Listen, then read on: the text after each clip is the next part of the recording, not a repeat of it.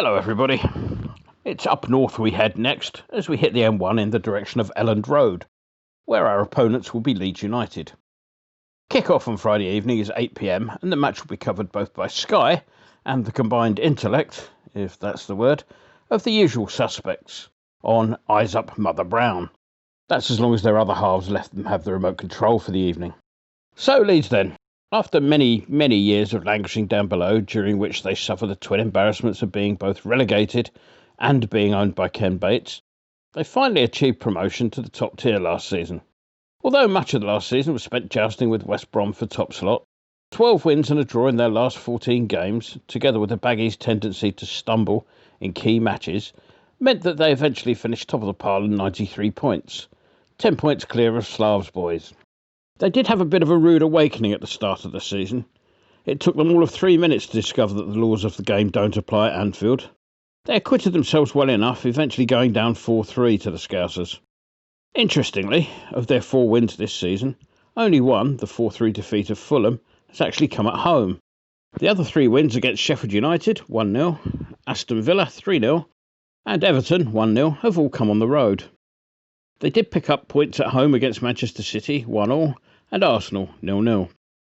In addition to the opening day defeat at Liverpool, they've also lost 1-0 at home to Wolves, 4-1 at home to Leicester, 4-1 away to Palace, and last weekend 3-1 away to Chelsea. This leaves them at the time of writing in 14th place with 14 points from the 11 games played so far. That's 3 points and 6 places beneath us. Clearly, Super Spy Bielsa needed to go into the market during the close season to give the title-winning squad a chance of staying up. The policy appears to be working, at least in comparison with fellow promotees Sheffield United and West Brom, anyway.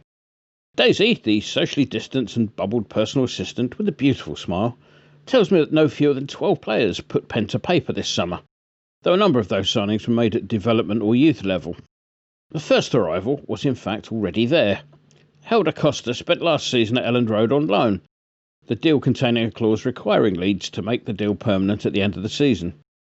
Daisy reckons that the undisclosed fee paid to Wolves, who clearly have some sort of upper limit for Portuguese players on their books, was somewhere in the region of £16 million. And who am I to argue with Daisy? They paid out something like £27 million, give or take a few euros on the exchange rate, on the Brazilian-born but Spanish international striker Rodrigo. Rodrigo came in from Valencia, though this isn't his first spell on these shores. After starting his career in the Real Madrid youth and development system, he moved across the border to Benfica, who, in 2010, loaned him to Bolton. Madrid, Lisbon, Bolton. I bet that spell with the trotter was a little bit of a culture shock. At the age of 20, Ilan Meslier might be considered to be a bit on the young side for a keeper. However, he acquitted himself well enough when on loan from Lorient last season, when his performances earned him a permanent deal for this term. Meslier got his chance when Leeds' usual custodian, Kiko Casillas, earned himself an 8-match ban for racially abusing Charlton's Jonathan Lecco last season.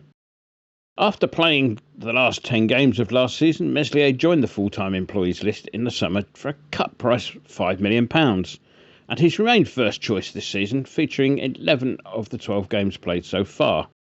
Now, before I look at the next signing, I want no giggling at the back there, right? They spent £13 million on Freiburg defender Robin Koch. Look, I said no giggling. Koch was the defender unlucky enough to find how the laws of the game do not apply as usual at Anfield, when 3 minutes into the game a wicked deflection was unfortunate enough to hit his arm. He's currently injured and he'll miss this match. Also on the injury list is Diego Llorente, an £18 million capture from Real Sociedad. Llorente missed the first 10 games of the season and wasn't given a start against Chelsea on his return to fitness. Instead, he was on the bench. Well, at least he was until Koch pulled up lame with a knee injury after only 8 minutes. They pulled Koch off, look, I'm warning you, and Llorente then went on to make his debut.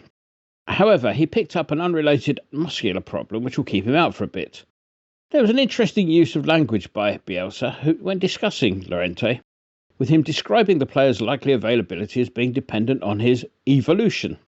I look forward to Mourinho using the same phrase when next he has to discuss Gareth Bale.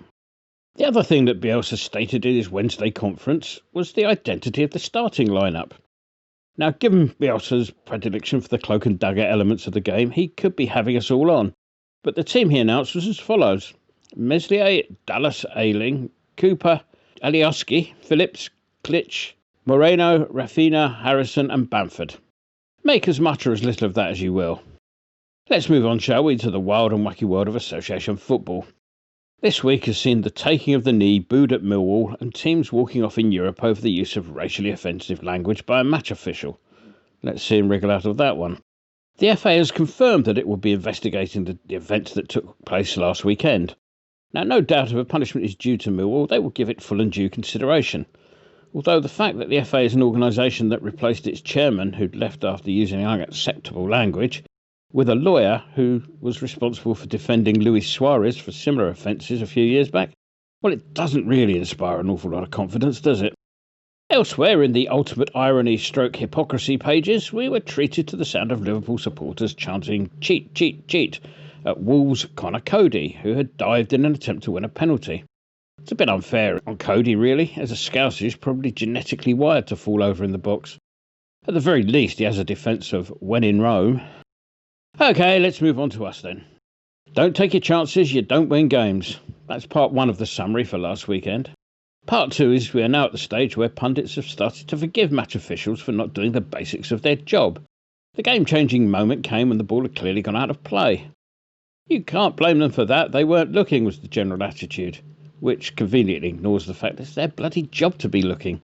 The fact that neither Mariner nor his assistant could be bothered to do the job for which they are paid is an inevitable consequence of an assessing policy designed to cover up mistakes and keep people in their job. Mariner is not very good, he never has been, but that's purely because he doesn't have to be. The chances of him and certain others in the so-called select group ever being warned, let alone dismissed, are roughly on the par with the BBC giving Jurgen Klopp a tough interview, like that chap from BT did last week. Perhaps this is what is needed. Instead of employing ex-referees who'll come out with any old rubbish to justify their old mates' decision-making, perhaps BT should send Kelly round to PGMOL headquarters and ask the questions that we really want to know the answers to, such as why poor referees are allowed to continue in jobs they're obviously no good at. In the meantime, look out for a triumphant announcement from our owners announcing that supporters on the west side of the ground will be closer to the pitch than ever when they return, the touchline having apparently been moved 6 feet nearer to the stand. On the injury front, Fredericks, who has a groin issue, is rated at no better than 50-50 for availability, whilst Yarmolenko is said to be training well after his quarantine, last weekend's game coming a little bit too early for him to get any match fitness. This just leaves Antonio to think about. Deadlines mean that I've had to prepare this before Mr. Moyes has commented on the players' availability, but the general noises are suggesting that a return is highly unlikely, which is a shame. A fully fit Antonio against an injury-hit defence would have been fun. Which leads me nicely onto the subject of the prediction. Even without Antonio, a win shouldn't be out of the question, especially given the injury issues at the back. As long as Hallett remembers to check the pitch to ensure he's wearing the correct studs this week, of course. However, and despite their decidedly average home form, I think I'll err on the side of caution. So, Mr. Winston, please take the £2.50 I was going to spend on a fresh tin of paint for the Olympic Stadium touchline and enter it into the ledgers of your turf accountancy business as a wager on a 2-2 draw.